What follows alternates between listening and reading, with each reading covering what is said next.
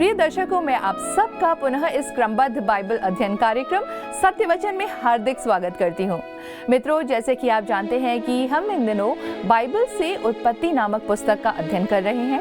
मैं आशा करती हूँ कि आपने पिछले अध्ययन में मनुष्य की सृष्टि और उसकी जिम्मेदारियों को देखा। आज हम उत्पत्ति की पुस्तक अध्याय 2 1 से 8 पद पर ध्यान केंद्रित करने जा रहे हैं, जहाँ सृष्टि के कार्य की पूर्णता और 7वें दिन को आशीषित व पवित्र ठहराते हुए देखेंगे। साथ ही हम इसी अंश में देखेंगे कि कैसे परमेश्वर ने मनुष्य को मिट्टी से रचा, उसमें जीवन की सांस फूंकी और उसे अदन की वाटिका में रखा ताकि वो जीवन, संबंध और उद्देश्य का अनुभव करे। तो आइए हम परमेश्वर के दास के द्वारा इसे गहराई से समझें।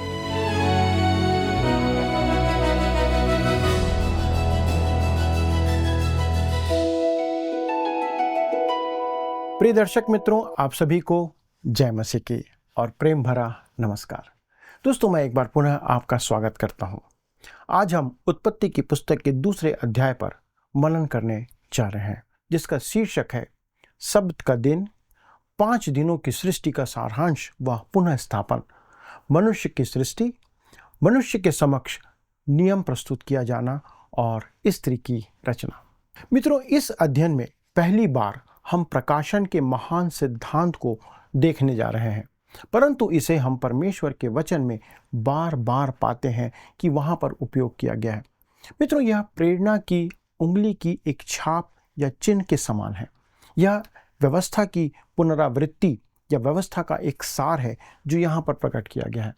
दूसरे शब्दों में हम कह सकते हैं कि परमेश्वर का आत्मा हमें परमेश्वर का वचन प्रदान करते समय महान तथ्यों और सच्चाइयों की एक श्रृंखला को संक्षेप में, शॉर्टकट में प्रस्तुत करता है।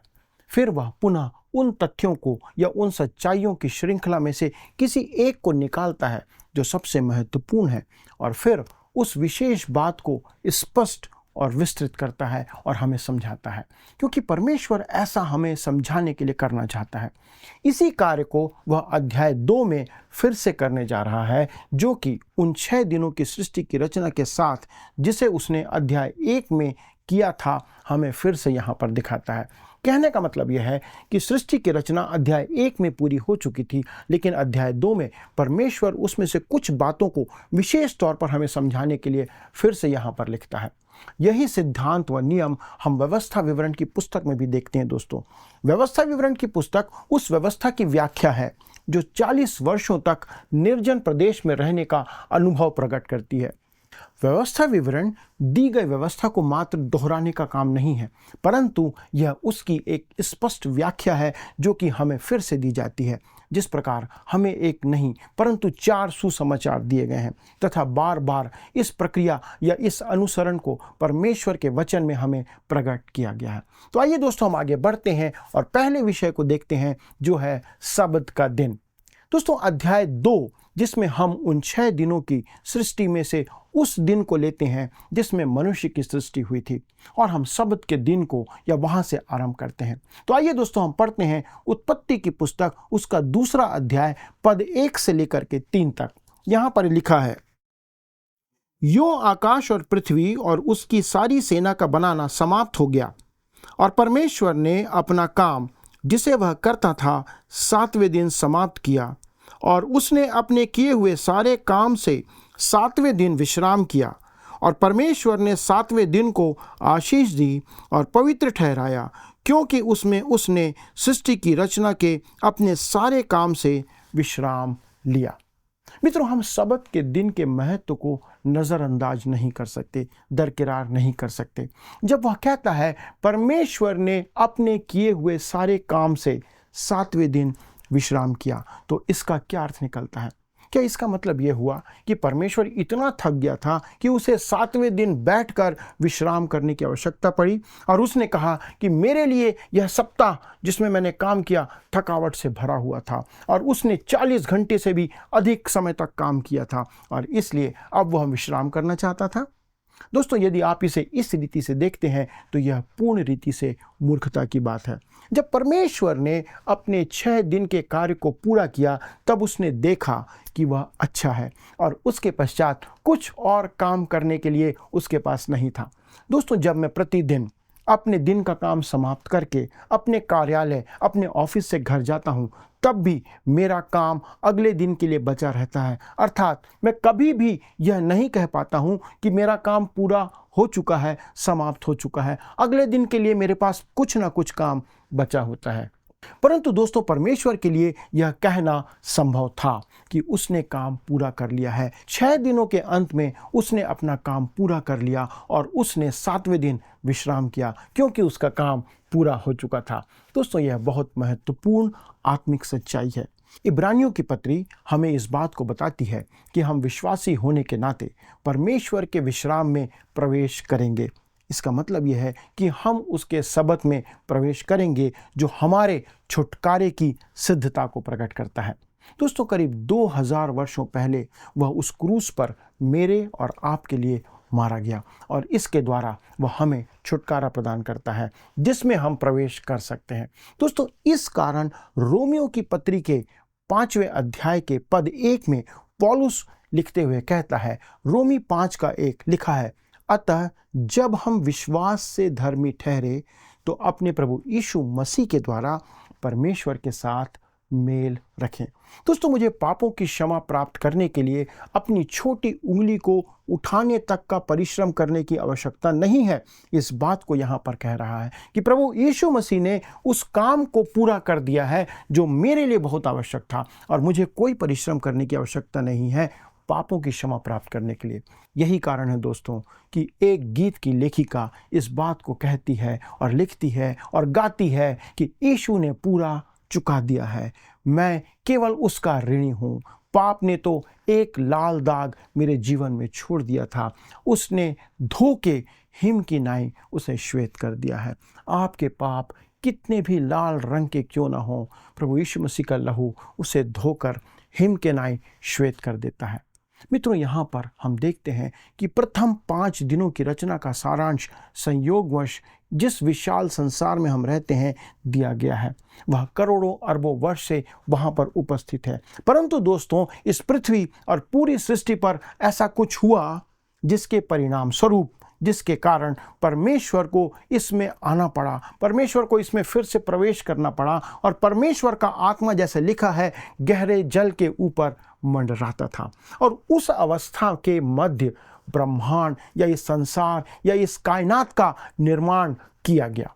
इस बात को जानते हैं दोस्तों, और आइए हम पढ़ते हैं उत्पत्ति की पुस्तक उसका 2 अध्याय पद 4। क्या लिखा है?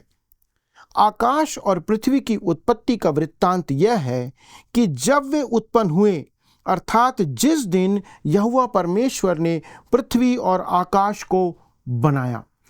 वास्तव में दोस्तों, उत्पत्ति शब्द का अर्थ होता है परिवार। उत्पत्ति की पुस्तक न केवल आरंभ की पुस्तक है, पर वह परिवारों के आरंभ की भी पुस्तक है।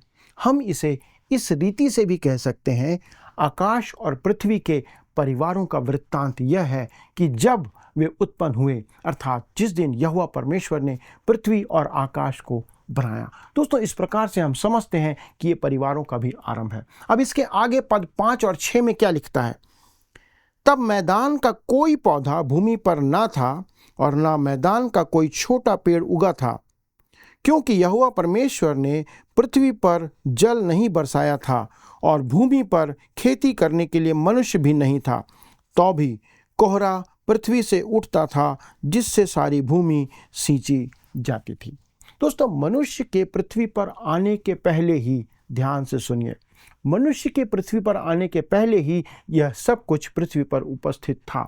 और अब हम इस संदर्भ में परमेश्वर के उद्देश्य को अध्याय 1 में देख सकते हैं दोस्तों, कि उसने क्यों इन सब बातों को तैयार किया। प्रथम अध्याय में परमेश्वर मनुष्य के रहने के लिए एक घर तैयार कर रहा था, जिसे वह सृजने का काम करता है। परमेश्वर अब उस मनुष्य को उस स्थान में रखने के लिए आगे बढ़ता है जिसे उसने सृजा है, ताकि उस स्थान पर जिसे उसने बनाया है वहां पर मनुष्य को रखे। आइए दोस्तों, अब हम अगले विषय पर आते हैं, जो है मनुष्य की सृष्टि। मित्रों, पहले अध्याय में हमने देखा था कि पृथ्वी पर कुछ भी उपस्थित नहीं था, वहाँ पर शून्यता थी और उसके पश्चात अजैविक चीज़ें वहाँ पर अस्तित्व में आई। जैसा लिखा है, आदि में परमेश्वर ने आकाश और पृथ्वी की सृष्टि की तथा इस सृष्टि में सृजन का या बनाने का अगला कदम था जैविक या ऑर्गेनिक चीज़ों को अस्तित्व में लाना, अर्थात जीवन का निर्माण करना। और परमेश्वर ने मनुष्य को इसके कारण यहाँ पर बनाया। हमने इसे उत्पत्ति पहले अध्याय के पद 21 में देखा था, जहाँ परमेश्वर ने जाति जाति के बड़े बड़े जल जंतुओं की और उन सब जीवित प्राणियों की भी सृष्टि की जो चलते फिरते हैं, और एक एक जाति के उड़ने वाले पक्षियों की भी उसने सृष्टि की थी। दोस्तों, परमेश्वर ने पशु जीवन की रचना की थी, लेकिन वनस्पति जीवन नष्ट उस समय नहीं हुआ था। और पुनः निर्माण के समय दोस्तों, पेड़ पौधों का बीज पहले से ही पृथ्वी में मौजूद था, अर्थात जब परमेश्वर ने इस सृष्टि का पुनः निर्माण किया तो वहाँ पर ये बीज पहले से मौजूद थे जो कि उगते हैं। यहाँ पर हम इस बात को देखते हैं कि यही अर्थ यहाँ पर बाइबल हमें इस बात का समझाती है। परमेश्वर ने हमें इस संबंध में बहुत कम जानकारी दी है। बाइबल विस्तार से इस बारे में कुछ नहीं कहती है।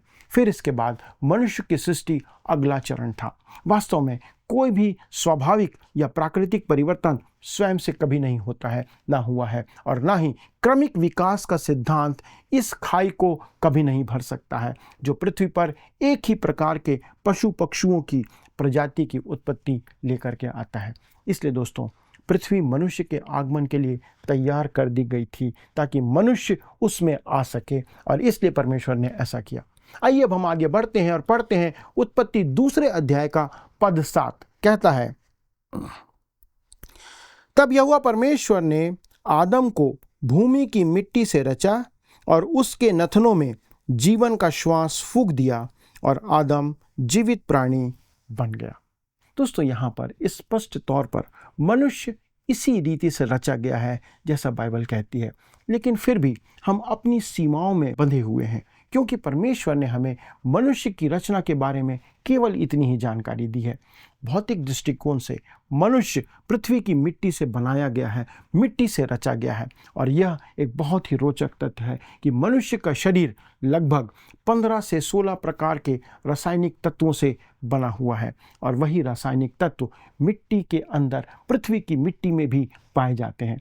दोस्तों, मनुष्य का देह भूमि से या उसकी धूल से, उसकी मिट्टी से बना हुआ है, और वहीं वह मिल जाता है। दोस्तों, विचार करने के लिए एक बात है, यदि हम मानव शरीर के रासायनिक तत्वों को अलग अलग कर दें और उन रासायनिक तत्वों का मूल्य बाजार में हम लेकर के आएँ तो उसका मूल्य बहुत कम होगा। शायद 300 से 500 रुपये मात्र उसका मूल्य होगा। हमारे शरीर की कीमत दोस्तों आज इतनी ही है, क्योंकि हम मिट्टी से बनाए गए हैं। परंतु दोस्तों, मनुष्य मिट्टी से बढ़कर है। शारीरिक रीति से तो मनुष्य धूल या मिट्टी ही है, और एक दिन वह धूल में फिर मिल जाएगा, परंतु उस मनुष्य का आत्मा परमेश्वर के पास लौट जाएगा जिसने उसे दिया है। दोस्तों, क्या आप जानते हैं ऐसा क्यों? क्योंकि परमेश्वर उसके नथनों में जीवन का श्वास फूंका था, और आदम इसके कारण से जीवित प्राणी बन गया। हालेलुया। दोस्तों, परमेश्वर ने मनुष्य के अंदर जीवन का श्वास फूंका। परमेश्वर ने दोस्तों मनुष्य को शारीरिक और मनोवैज्ञानिक जीवन दिया है, और इसके साथ ही उसने मनुष्य को आत्मिक जीवन भी दिया है। ये श्वास जो परमेश्वर ने दी वो उसकी आत्मिक जीवन को प्रकट करता है। दूसरे शब्दों में, इस प्रकार मनुष्य आश्चर्यजनक रीति से परमेश्वर की संगति में लाया गया। इसके पहले मनुष्य परमेश्वर की संगति में नहीं आ सकता था, अर्थात अपने सृष्टिकर्ता की संगति में वो आदम, वो मनुष्य लाया गया। मित्रों, मनुष्य के स्वभाव में परमेश्वर के प्रति एक लगाव है, एक आकर्षण है, और यही एक मुख्य बात है जो मनुष्य को संसार के अन्य सभी रचनाओं से, सृष्टि से अलग करती है, हमको सेपरेट करती है। हमारे अंदर परमेश्वर के लिए एक लगाव है, क्योंकि उसका आत्मा का भाग हमारे अंदर है, जो हम बाइबल के आधार पर, इस वचन के आधार पर जानते हैं, और यही सच्चाई है। संसार कुछ भी कहे, यही सच्चाई है। यह सच है कि स्वर्गदूत भी हैं, लेकिन हम उनके बारे में बहुत कम जानते हैं, क्योंकि बाइबल उनके बारे में हमें बहुत कम बताती है। दोस्तों, इस बात को याद रखिए कि आस्तिक विकासवादी मानते हैं कि मानव जाति इस स्तर तक विकसित हो चुकी थी, उसके बाद परमेश्वर ने इस विकसित मानव के साथ, मनुष्य के साथ कार्य करना आरंभ किया। हालांकि दोस्तों, विकासवाद का सिद्धांत किसी भी प्रकार से मनुष्य की वाणी या उसके बोलने को, मनुष्य के अंतःकरण और मानव व्यक्तित्व की व्याख्या नहीं कर पाता है। वो नहीं बता पाता कि ये सारी चीज़ें क्या हैं। और ये 3 बातें हैं दोस्तों, जिनके साथ विकासवाद को बहुत कठिनाई है। वो इस बात को साबित नहीं कर सकता। किसी मनुष्य की हड्डियों को लेकर उनकी तुलना किसी मानव रूप के प्राणी से, किसी वानर से, किसी घोड़े की हड्डी से करना बहुत आसान है। और दोस्तों, मुझे यकीन है कि इनमें से बहुत समानता आपको देखने को मिलेगी, उनकी हड्डियों में समानता देखने को मिल सकती है, पर फिर भी दोस्तों, उन दोनों में व्यापक अंतर है, बहुत अंतर है। और मेरा अनुमान है दोस्तों कि उनमें एक निश्चित समानता होगी, लेकिन इन प्राणियों को उसी वातावरण में रखा गया है जिनमें हम मनुष्य को भी रख सकते हैं। स्वाभाविक रूप से दोस्तों, इनका ढांचा भी एक जैसा ही हो सकता है या होना चाहिए। उदाहरण के लिए 2 अलग अलग कंपनी द्वारा बनाई गई कारों के ढांचों में आप समानता देख सकते हैं और आपको देखने को मिलती है, परंतु यदि आप उनकी विशेषताओं पर ध्यान देंगे तो पाएंगे कि उनमें बहुत कुछ अंतर होता है। दोस्तों, यदि आप उनके ढांचे को देखेंगे तो सभी कारों में एक समान दिखाई देते हैं, क्योंकि उनके अंदर 4 चक्के होते हैं, उनके अंदर चेचिस होता है, बोनट होता है, इंजन होता है। ये सारी चीज़ें हर कार में होती है। पर ऐसा क्यों होता है? क्योंकि दोनों का उद्देश्य एक ही है। इस कारण उनमें समानता और अंतर दोनों होते हैं, यद्यपि वे दोनों अलग अलग कंपनियों की कारें हैं। पर इसका मतलब ये नहीं है दोस्तों कि वे दोनों एक हैं। मुझे लगता है कि मनुष्य इन अन्य प्राणियों के बीच जो समानता है और उसे विकासवादियों द्वारा बढ़ा चढ़ाकर प्रकट किया गया है। विकासवादी प्रयास करते हैं कि जो समानता है मनुष्य में और प्राणियों में, उसे बढ़ा चढ़ाकर उसे एक समान बताएं। मनुष्य एक बिल्कुल ही अलग प्राणी है। दोस्तों, परमेश्वर ने उसके श्वास लेने वाले स्थान में जीवन की श्वास फूंकी, उसके नथनों से जीवन की श्वास उसने फूंकी और मनुष्य एक जीवित प्राणी बन गया। बाइबल इस बात को कहती है। मनुष्य को भयानक और अद्भुत रीति से रचा गया है, बाइबल इस बात को कहती है, और यह एक ऐसी बात है जिसे हमें हमेशा ध्यान में रखना होगा। तब आइए हम आगे बढ़ते हैं और पढ़ते हैं उत्पत्ति अध्याय 2 पद 8। लिखा है, और यहोवा परमेश्वर ने पूर्व की ओर अदन में एक वाटिका लगाई और वहां आदम को, जिसे उसने रचा था, रख दिया। दोस्तों, मैं आपको नहीं बता सकता कि अदन की वाटिका कहाँ है या कहाँ थी। निश्चित तौर पर वह हिद्देकेल या फरात की घाटी में कहीं रही होगी। शायद वह पूरी घाटी भी हो सकती थी। मूल रूप से आरंभ में दोस्तों वह घाटी बहुत उपजाऊ क्षेत्र था और आज भी वो बहुत उपजाऊ क्षेत्र है। यह एक उपजाऊ चंद्राकार क्षेत्र का हिस्सा है जो वहाँ पर हुआ करता था, और एक समय में उस क्षेत्र में रहने वाले लोग वहाँ अनाज भी नहीं उगाते थे। कारण ये था कि बस वे उसे काटते थे, वो अपने आप ही उगता चला जाता था। इतना उपजाऊ वो स्थान है। दोस्तों, यह संभव है कि यह क्षेत्र किसी दिन फिर से इस पृथ्वी पर या उस पृथ्वी का केंद्र बन जाएगा। दोस्तों, तो आपने देखा कि परमेश्वर ने मनुष्य को अन्य सभी प्राणियों से अलग बनाया है। मनुष्य में परमेश्वर द्वारा दी गई परमेश्वर प्रदत्त जीवन है, इसलिए हमारे अंदर परमेश्वर को जानने और उससे मिलने की एक इच्छा या ललक होती है। दोस्तों, आइए हम अपने उस सृष्टिकर्ता परमेश्वर की ओर फिरें, उसके वचनों पर चलते रहें, ताकि हम जो उसने हमें बनाया है उसकी आराधना और महिमा कर पाएं। आइए दोस्तों, प्रार्थना के साथ अपने अध्ययन को समाप्त करें। हमारे स्वर्गीय पिता प्रभु, हम धन्यवाद देते हैं कि आप हमारे सृष्टिकर्ता हैं। आपने हमें बनाया है, मनुष्यों को बनाया है। हर एक मनुष्य आपके द्वारा रचा गया है और उसके अंदर प्रभु आपने जीवन का श्वास डाला था।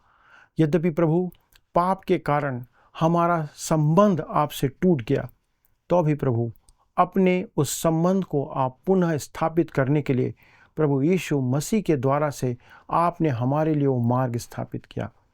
पिता, इस गहन अध्ययन के द्वारा हम धन्यवाद देते हैं कि आपने उन भेदों को हम पर प्रकट किया कि हम जान पाए कि प्रभु आपका उद्देश्य मनुष्य के लिए क्या है। और इसके द्वारा प्रभु हमारे लोग सुनने वाले हर एक दर्शक इस बात को जाने और विश्वास करें कि परमेश्वर पिता आपने हर एक मनुष्य को बनाया है। यद्यपि वे आप पर विश्वास करें या ना करें, लेकिन तो भी सच्चाई ये है, आपने उन्हें सृजा है, बनाया है और अपनी महिमा के लिए प्रभु आपने उन्हें इस पृथ्वी पर लाया है। हमारी विनती है प्रभु हमारे सारे दर्शकों के लिए कि जो वचन वे सुन रहे हैं उसको समझें, उसका अनुसरण करें, उस पर मनन करते रहें। धन्यवाद के साथ इस विनती को प्रभु यीशु क्रिस्त के नाम से मानते हैं, आमीन। प्रिय मित्रों, आज के अध्ययन में यदि कोई ऐसी बात है जो आप नहीं समझ पाए हैं तो कृपया हमसे फ़ोन के द्वारा संपर्क करें ताकि हम आपकी सहायता कर सकें। अगले प्रसारण तक परमेश्वर का अनुग्रह आप पर, आपके पूरे परिवार पर बना रहे। प्रभु आपको आशीष दे। प्रिय दर्शकों, मुझे विश्वास है कि आपने आज के अध्ययन के द्वारा अवश्य ही अपने जीवन में उत्पत्ति के इस भाग में देखा कि सृष्टि को पूर्ण करके परमेश्वर ने 7वें दिन विश्राम किया और उस दिन को पवित्र भी ठहराया।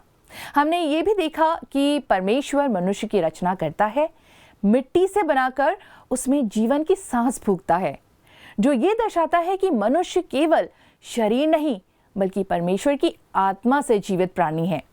मित्रों, ये अंश हमें स्मरण कराता है कि हमारा जीवन परमेश्वर की योजना, देखरेख और प्रेम के अंतर्गत है और हमें उसी पर भरोसा रखते हुए जीना है। आइए अब हम प्रश्नों को देखें। पिछले प्रश्न का उत्तर है ए, भर जाओ। परमेश्वर ने मनुष्य से कहा, फूलो फलो और समस्त पृथ्वी में भर जाओ। आज के अध्ययन पर आधारित प्रश्न है, उत्पत्ति शब्द का अर्थ क्या है? ए, नया, बी, परिवार, सी, वृत्तांत या डी, सृष्टि। मित्रों, इस प्रश्न का उत्तर हमें कल सुबह 6 बजे से पहले विकल्प ए, बी, सी या डी के साथ अपना नाम, पता, स्थान के साथ 9651433397 96514333397 पर SMS या WhatsApp करें।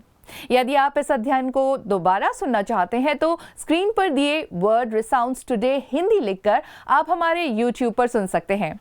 अधिक जानकारी और प्रार्थना के लिए आप दिए गए नंबर 9651433397 पर संपर्क कर सकते हैं। हमारे परामर्शदाता आपकी सहायता करेंगे।